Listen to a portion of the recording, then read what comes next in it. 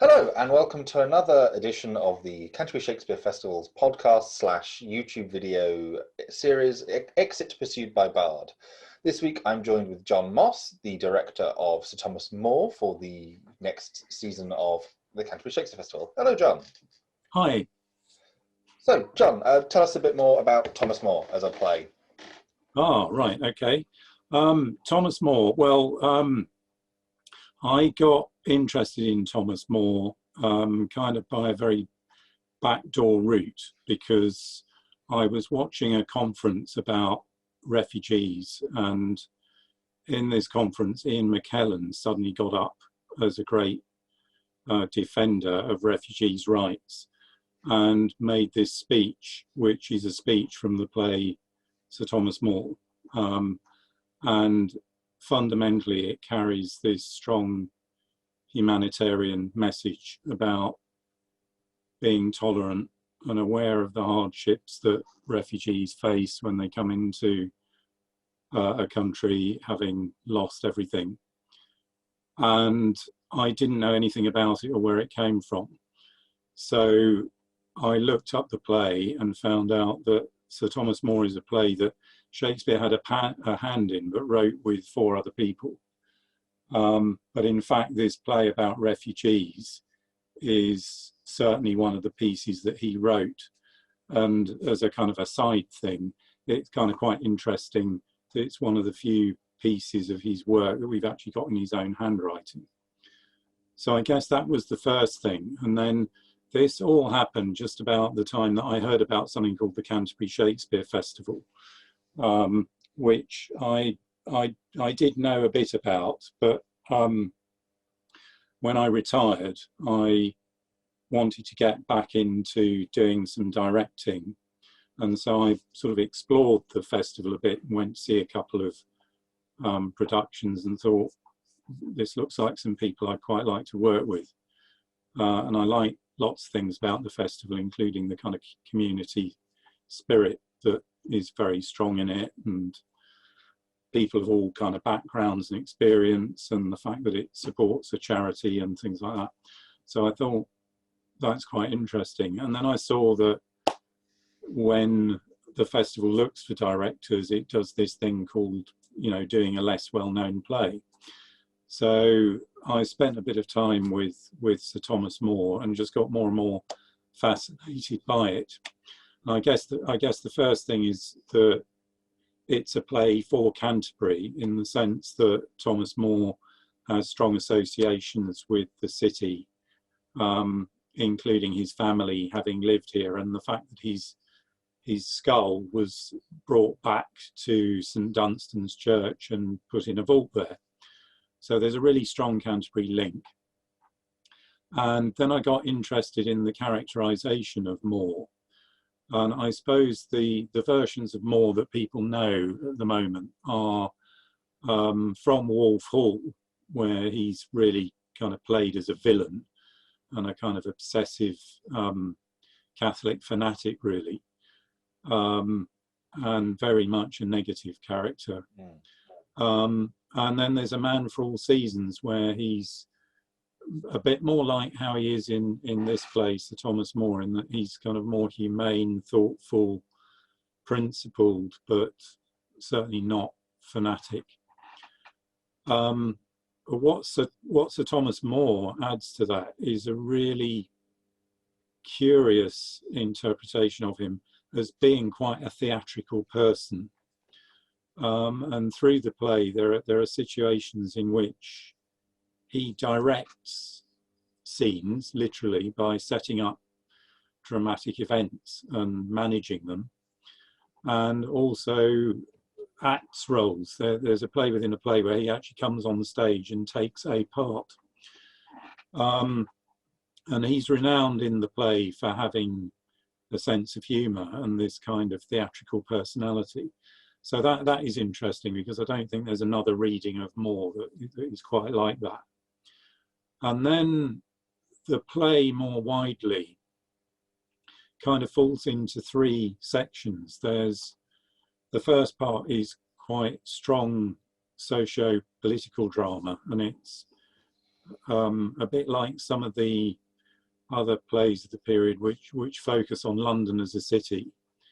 And you see a group of really quite unpleasant characters, but who are also quite comical, who are a bit like a group of BNP people, really. And they're kind of very opposed to what's going on, including the arrival of refugees in the city. And that leads up to the speech that I've already talked about. And after that, there's a kind of middle section, which is about Moore's personal life at home. And that includes some of the play within the play kind of scenes and things like that.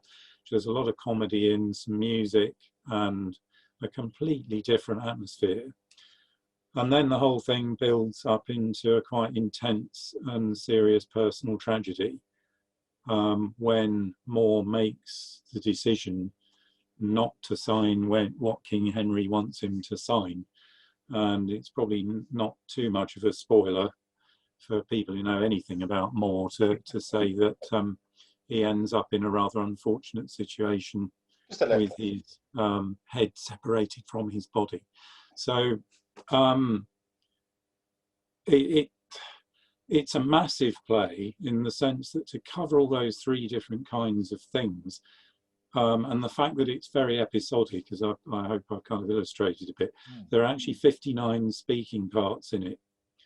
And so that then got me thinking about, well, there's some really great opportunities for actors here, because people can have 3 or 4 parts and do different things, and that's quite fun for actors to have that opportunity in a play. So I just got more and more interested by all of that and some other things, and decided to come along and pitch, and met you and the rest of the crew, which was a great experience. A great experience so far. We haven't actually started yet. No. So I mean, you know, I feel somewhat fraudulent sitting here as some kind of member of the festival, really, as somebody who's only ever sat around and talked about stuff so far. But I would say I'm not personally responsible for coronavirus, so I don't think that's entirely my fault. Yeah, I don't think anyone is going to lay that at your door. Okay, thank you. So you talked a lot about the play, and I think it's really, what I think is really interesting about it is its kind of timeliness of this refugee crisis at the beginning. Yeah. It was you who suggested that we get in contact with CRAN, the Kent Refugee Action Network, who have been in the news a lot this last sort of 2 months because they have been campaigning against the Napier Barracks disaster, catastrophe, fiasco, Yeah. if you want to phrase it. And we're still in, we've been in talks with them for the last 1.5 years now, of reciprocating various different things, including workshops for their members, private performances, that sort of thing. And I think that's a really important aspect of CSF's work, is kind of joining with a charity every year. And that will be, when we do Sir Thomas More and the rest of this season, that will be the charity we work with. Well, I was really pleased that you took up that suggestion with such enthusiasm, which you did, and I was genuinely moved by that. And as you know, there are some people associated with CRAN who have auditioned, and subject to them still being available, I hope are going to take part next summer. And we're also hoping that before one of the shows, they will put on a presentation of some kind about what the play says to them as a group. And that will be quite challenging, because that will be about confronting the fact there are some people with some pretty nasty attitudes in the play, but also I'll be really interested to see how they respond to the speech that I started by talking about, and what they feel the play has to say overall about the refugee situation. So yeah, I'm thrilled that CSF is getting as involved with Cran as I know you're seeking to do. Good. So I'm glad that it pleases you. Let's move slightly away from Thomas More for a little bit. Let's talk about Shakespeare more in general. Why do you think Shakespeare is important? Well, do you think Shakespeare is important? Be careful. Remember who you're talking to. Why? If so, why? And what do you like about him, his work, his influence, I suppose, on drama over the last, God knows, 400 years? And an answer in 3 words. Yeah. Yeah.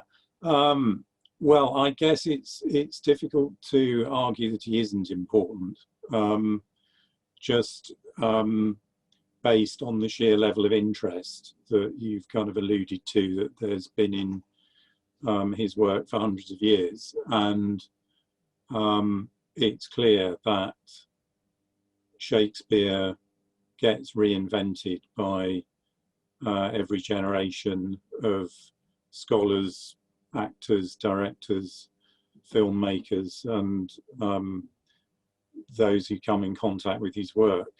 So there's something about his work that makes it powerful enough to endure that constant reinterpretation. And that process, I think, is exciting in its own right, because it means every time, we go and see another production or take part in one, there's scope somehow that the plays have for that reinterpretation to be possible and interest people and make them think about something new. So without fixing Shakespeare to having any particular messages for the world,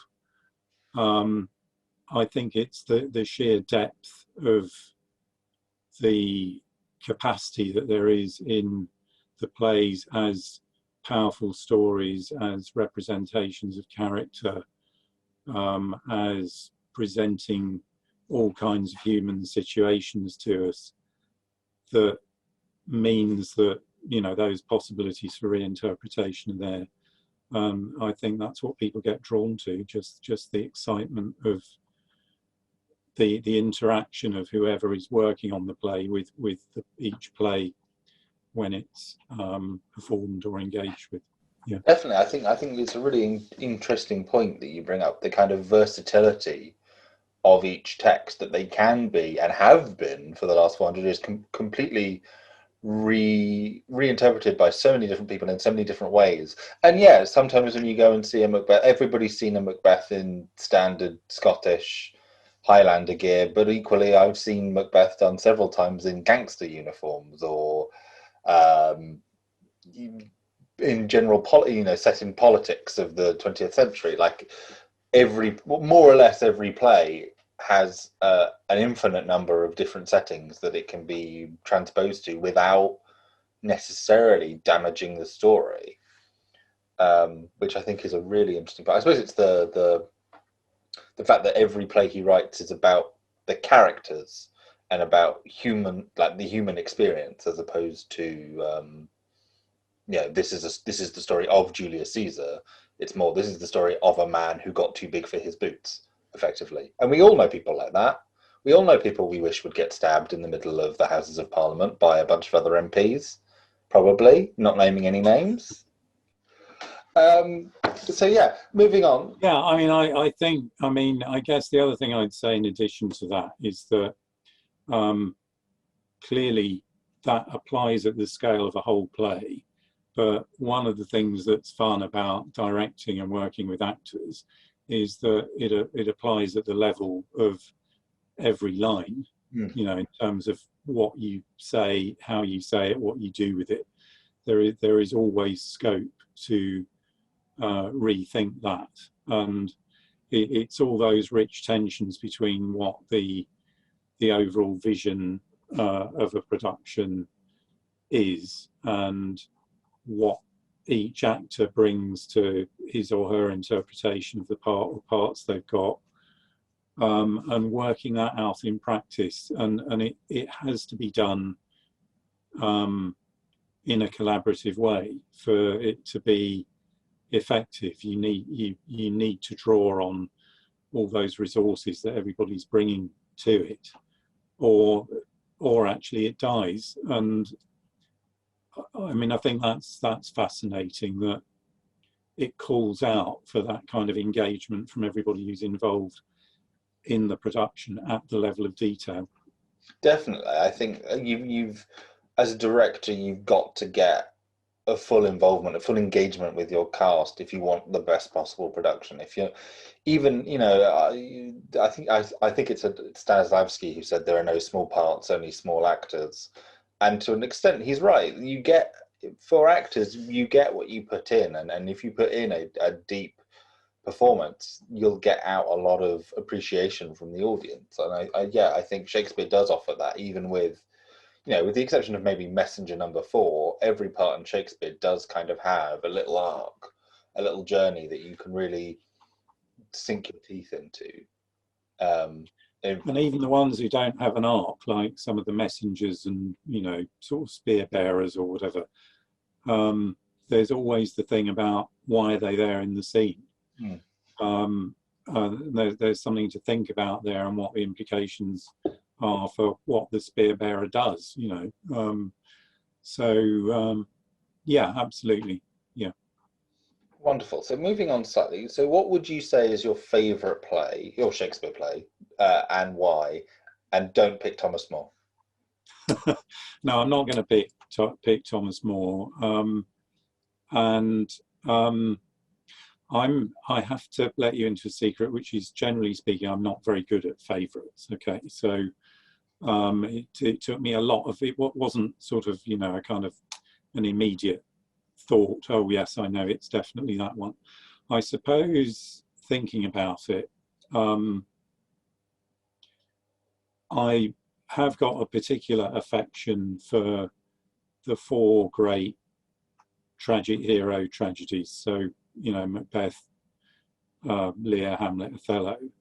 And that's probably because they were the first plays that I really got to know in depth, because I did 2 of them for part of my A-levels. And we had a brilliant teacher called Brian Burrow, who rightly thought that, in order to study an individual play well, you ought to know about other plays around it and how it's like and not like other plays. So he made us study all 4 of them, and he was a great guy. We used to go round to his flat, which was near the school, and do readings of them. And it was I went to a boys' grammar school, so it was quite nice because he invited girls from the local girls' school as well. And the other thing he always did was buy something called a Party 7. Are you old enough to know what a Party 7 is? I'm afraid not.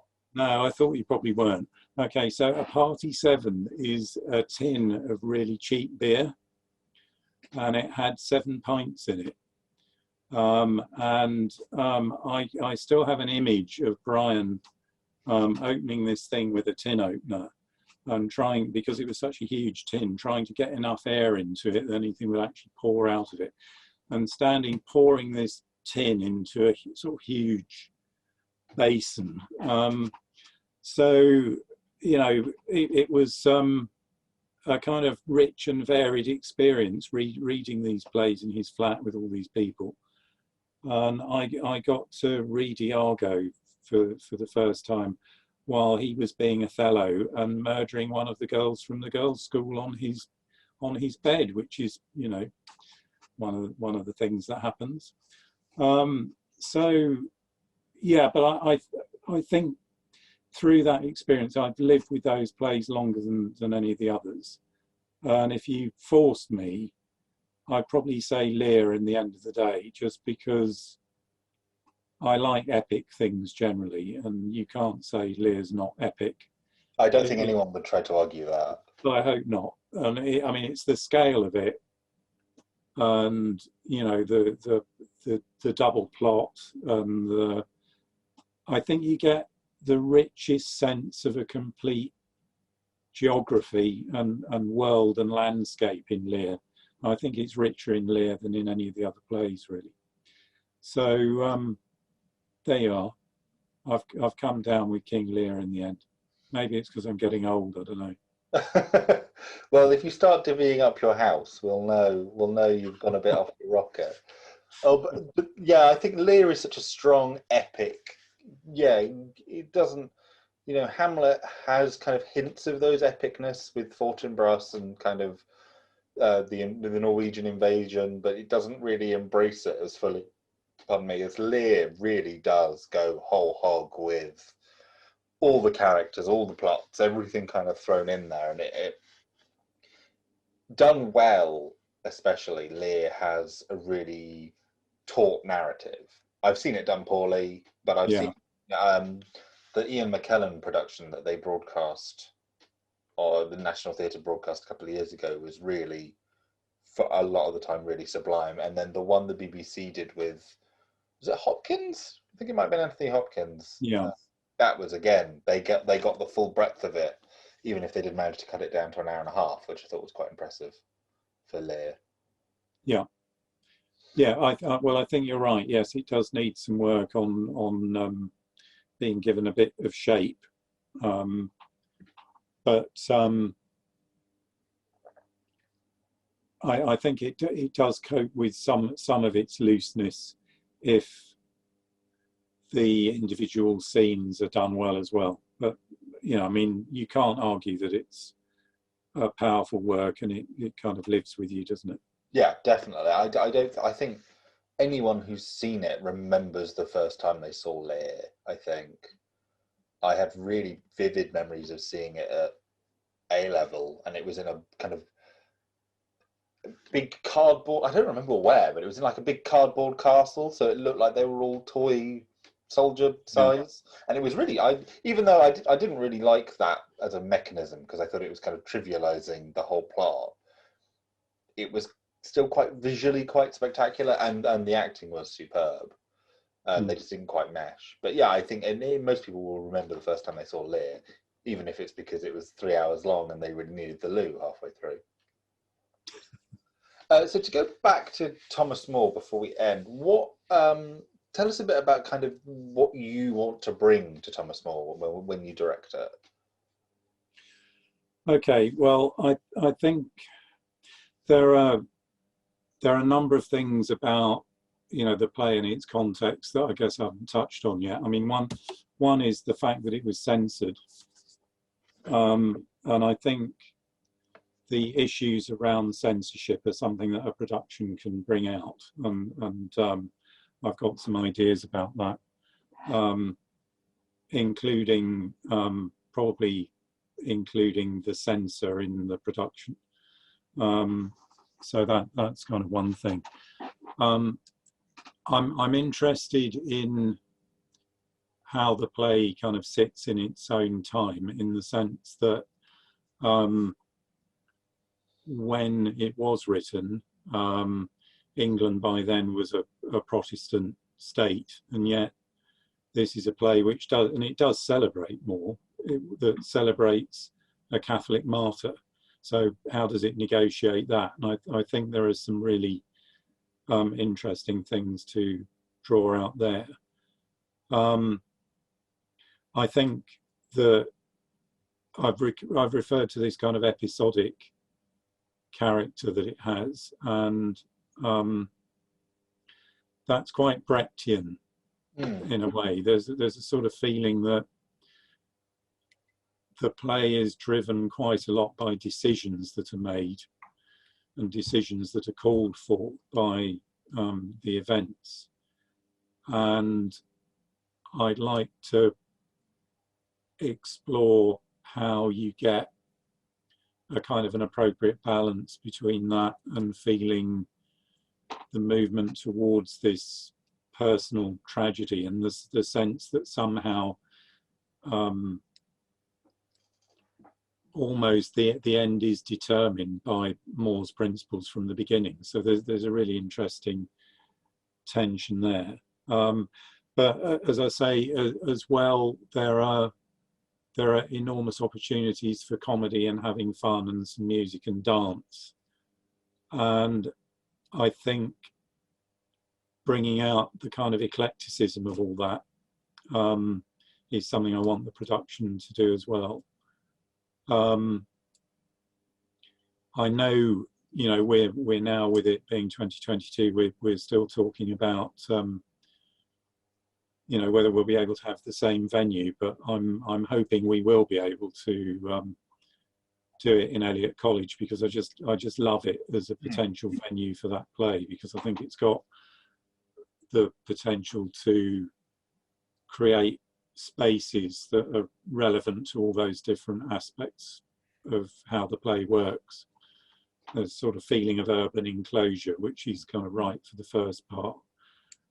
There's also a feeling of theatricality that's already there, built into the way that the space works, but also the very intimate space, which is more or less in the round in the centre. And I think all those kinds of space are very relevant to this play. And if we end up not being able to do it, I hope we'll be able to create something similar somewhere else somehow.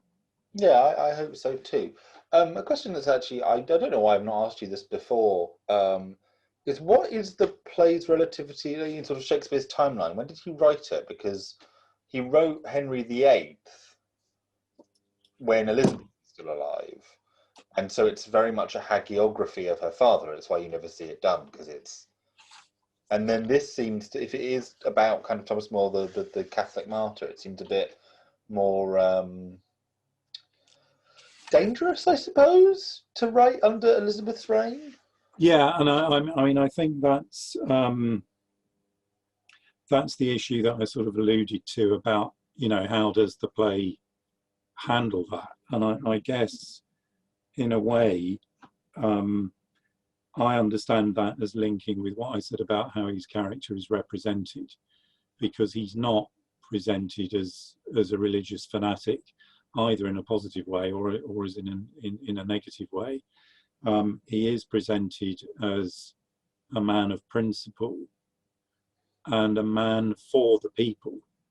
I mean, more a man for all the people than a man for all seasons, I would say. And I think that's how the play deals with it. And an interesting conversation that I've had is that I'm also hoping that before a show we'll be able to have a lecture from someone who has used the play and studied it as part of their teaching at university level.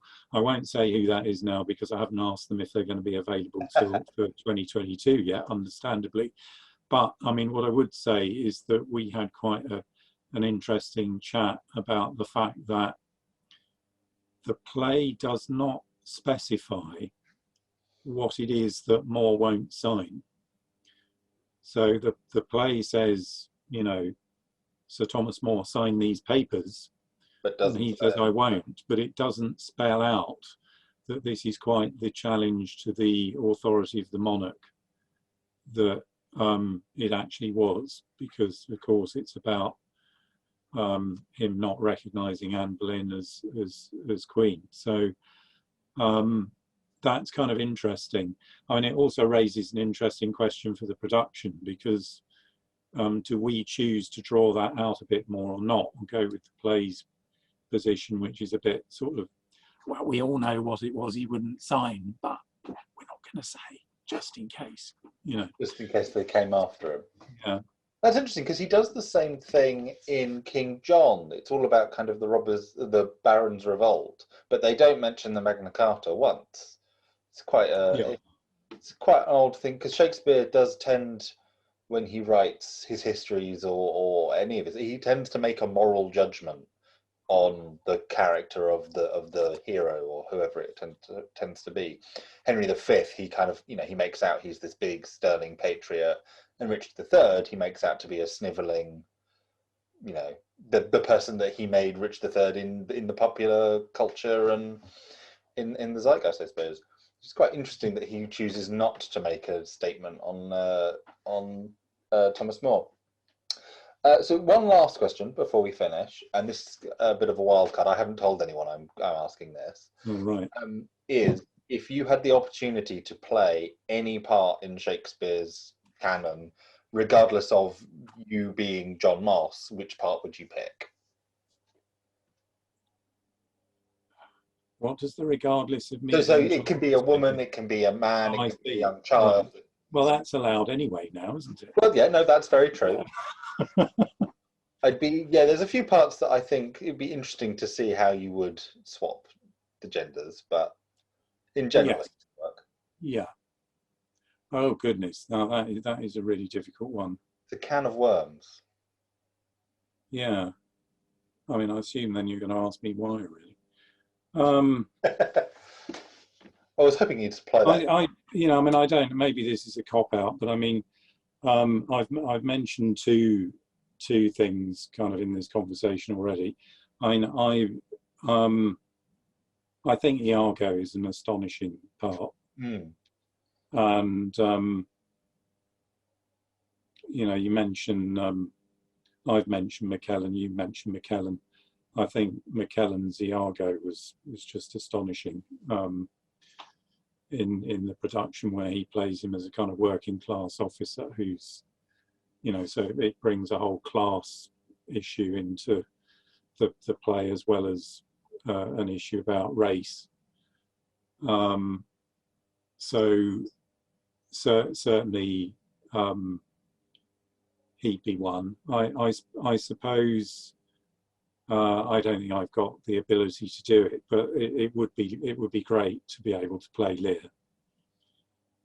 I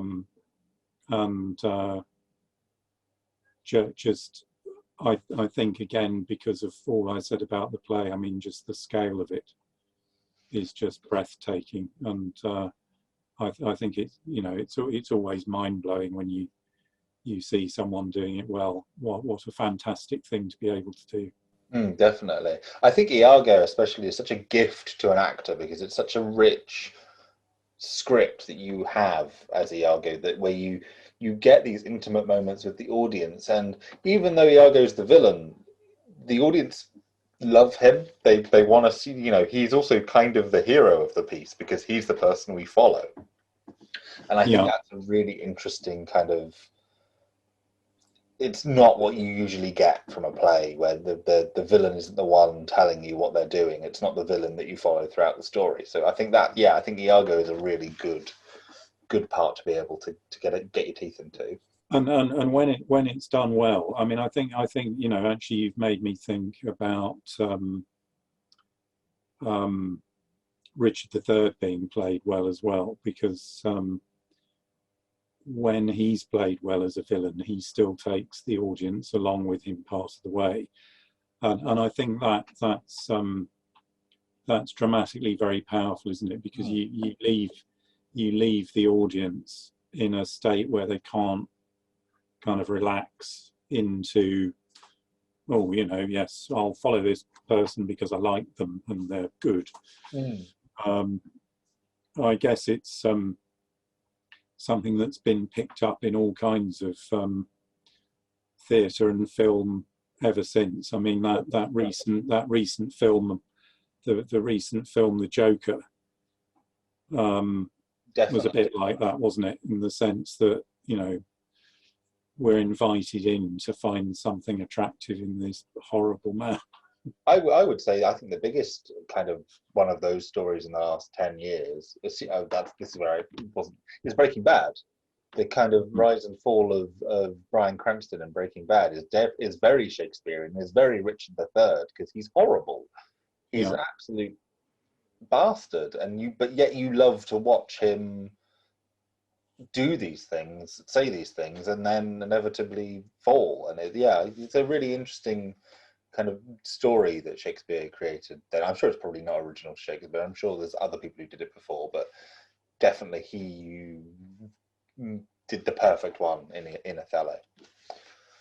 All right, well, thank you very much, John. It's been an absolute pleasure to talk to you, and we look forward to. I've enjoyed it. Yeah. Good. I'm glad.